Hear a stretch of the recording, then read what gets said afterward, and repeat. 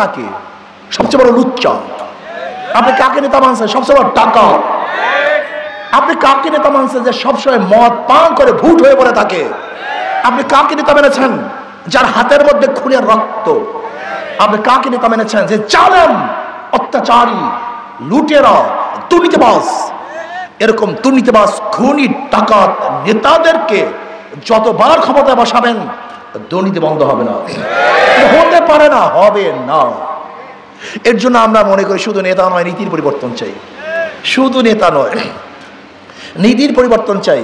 কুয়ার মধ্যে আপনি মুদ্রার রেখে যতই পানি শেষ করেন না কেন, পানি পবিত্র হবে না।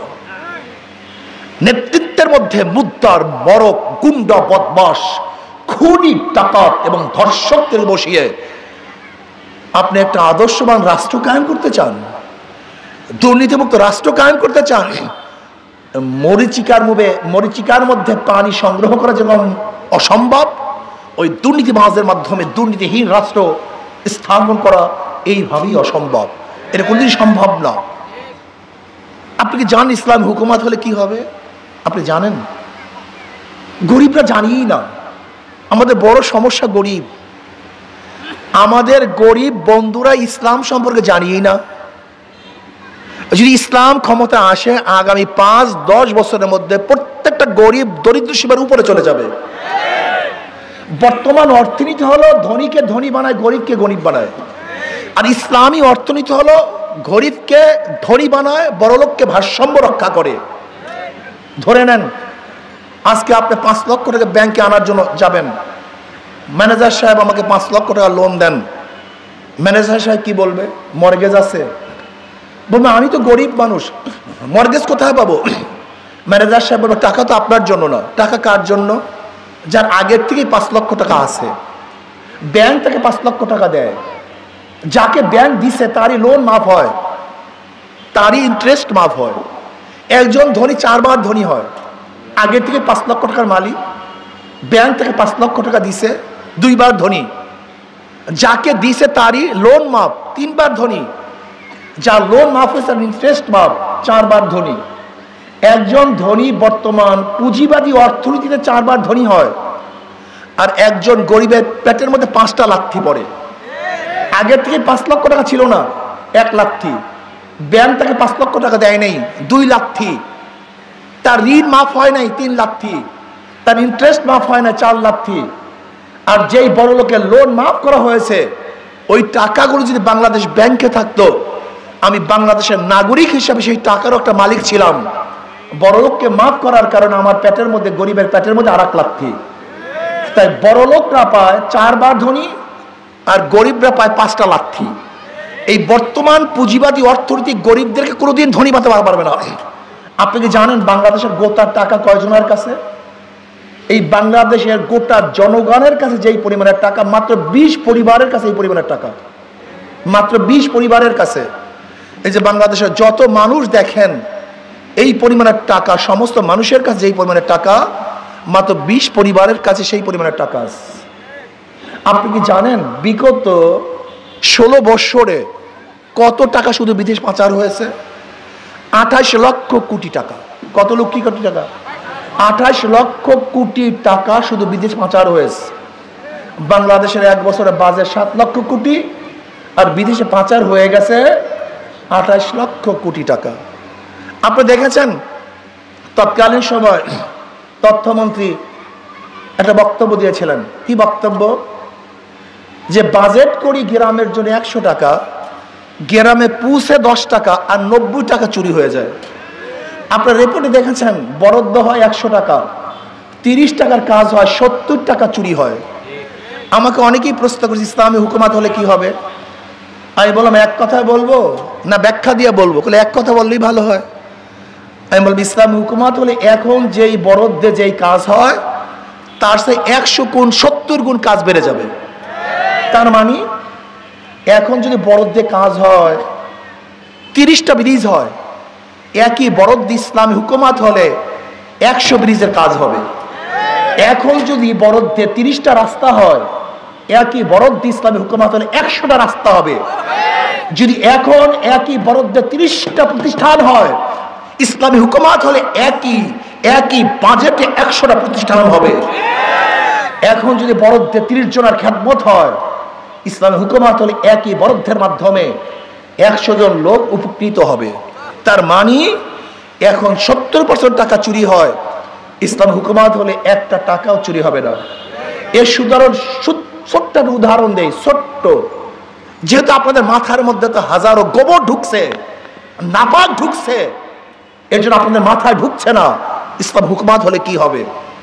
আফগানের দিকে তাকান, যেখানে crore crore billion dollar America Afghani টাকা আটকিয়ে রেখেছে, যেখানে সমস্ত দেশ বয়কট করেছে, অর্থনীতি পঙ্গু করার হাজারো চেষ্টা চালিয়েছে, এক যুদ্ধ বিধ্বস্ত এক দেশ, সেখানের অবস্থাটা কি?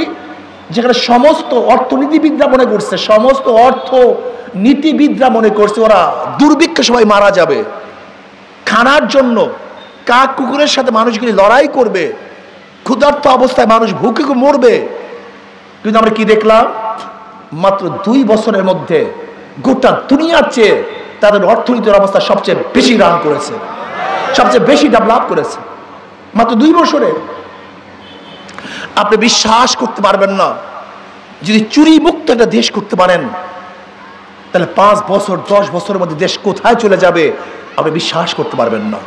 আমি চ্যালেঞ্জ দিয়ে বললাম গোটা ইসলামী অর্থনীতি গরিবদের জন্য, কিন্তু আমি আশ্চর্য হয়ে যাই গরিব ইসলামকে পছন্দ করে না কেন, এর কারণটা কি আমি বুঝতেই পারি না। গোটা ইসলামের অর্থনীতি কাদের জন্য? জাকাত কাদের জন্য? ওসর কাদের জন্য? মানত কাদের জন্য? দান কাদের জন্য? সদকা কাদের জন্য? ফিতরা কাদের জন্য? ইসলামের গোটা অর্থনীতি গরিবদের জন্য। কিন্তু কপাল পরা গরিবের গোষ্ঠী, এই কপাল পরা গরিবের গোষ্ঠী ইসলামকে পছন্দ করে না। আরে নিজের ভালো তো পাগলেও বুঝে, নিজের ভালো তো আসলে পাগলেও বুঝে, এগুলো পাগলের চেয়ে মাথা খারাপ, ইসলামকে পছন্দ করে না। অর্থাৎ ইসলামের গোটা অর্থনীতি গরিবদের জন্য, বড় লোকদের জন্য ভারসাম্য সৃষ্টি করে আর গরিবদেরকে দরিদ্র সীমার উপরে নিয়ে যায়।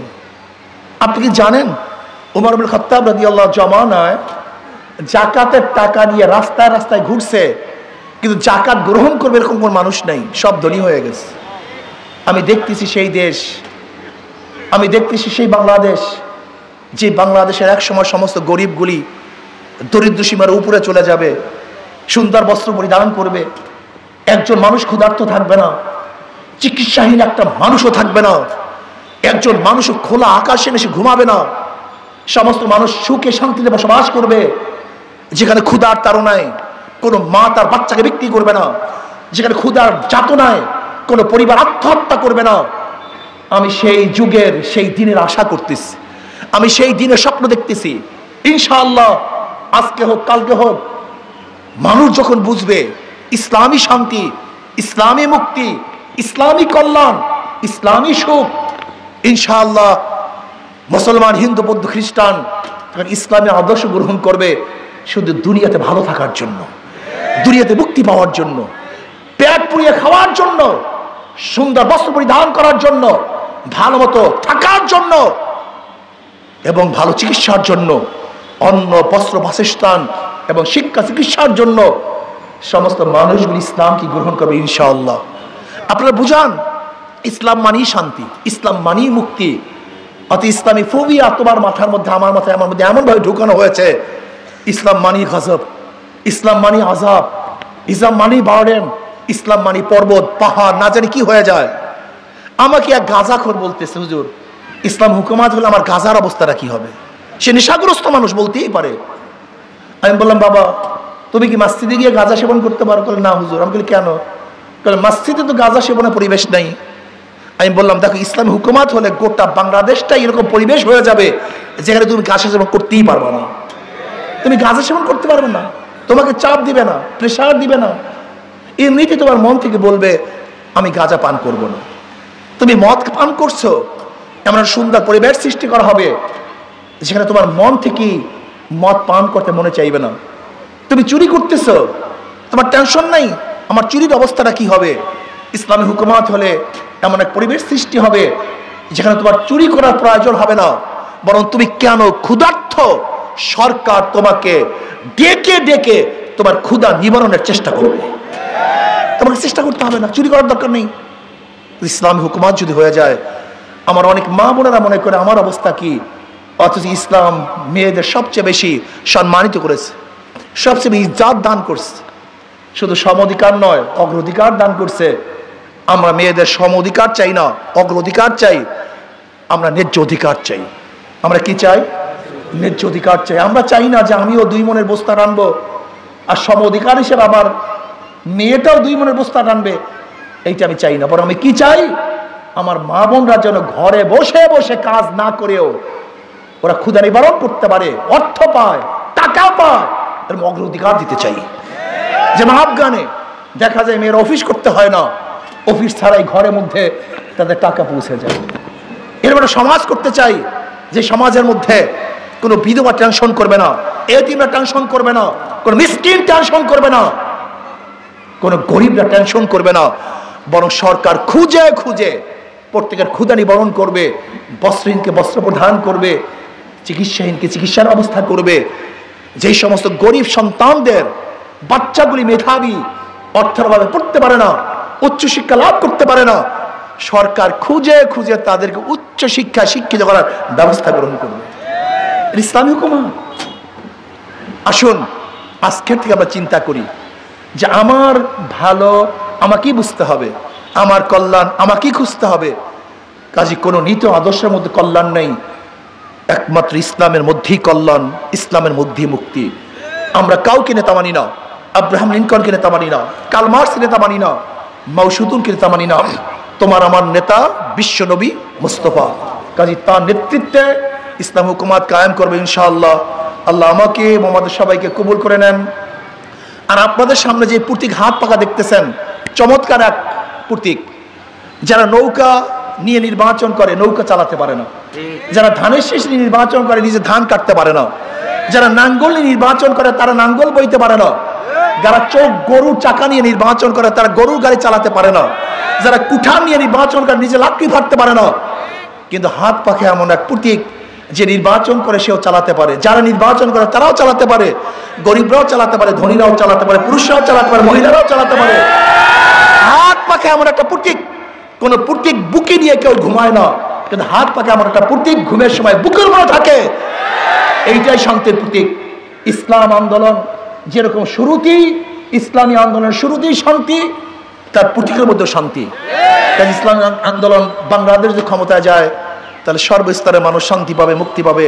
কাজে আল্লাহ আমাকে এবং আমাদের সবাইকে ইসলামী আন্দোলনের ছায়াতন ঐক্যবদ্ধভাবে আন্দোলন করে আল্লাহর জমিনে আল্লাহর হুকুমত কায়েম করার তৌফিক দান করেন।